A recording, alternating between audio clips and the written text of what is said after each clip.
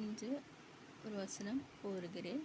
சங்கீதம் 118 29 வசனம். சங்கீதம் 118 29 வசனம்.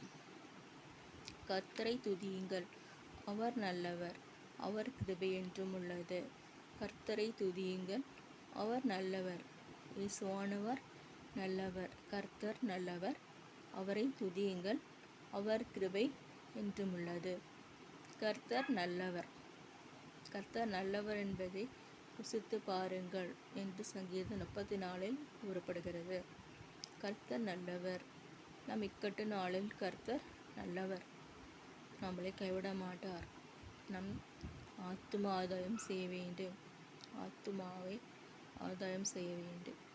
கர்த்தர் நல்லவர். கர்த்தர் என்றென்றைக்கும் உள்ள சதா காலங்களிலும் உலகத்தில் இருப்பவர். கர்த்தராகிய இயேசுவானவர். அவர் நல்லவர். அவரை மகிமைப்படுத்துவோமாக. க்ளோரி டு காட் என்று சொல்வோமாக. கர்த்தரை மகிமைப்படுத்துவோமாக. கர்த்தர் நல்லவர், அவரை துதியுங்கள்.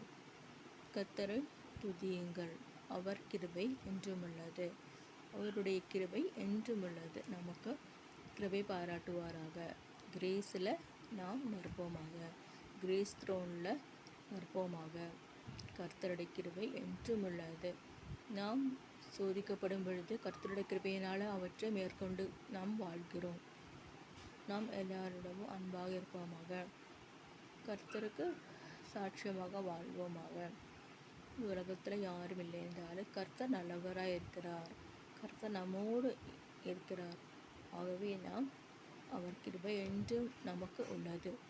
ஆகவே அவரை துதியுங்கள். கர்த்தரை துதிப்போமாக. அவரை ஸ்தோத்திரிப்போமாக. என் ஆத்துமாவை கர்த்தரை ஸ்தோத்திரி என்று சொல்வோமாக. என் ஆத்துமாவை கர்த்தரை ஸ்தோத்திரி, அவர் கிருபை என்றும் உள்ளது. ஆமீன். ஆமீன்.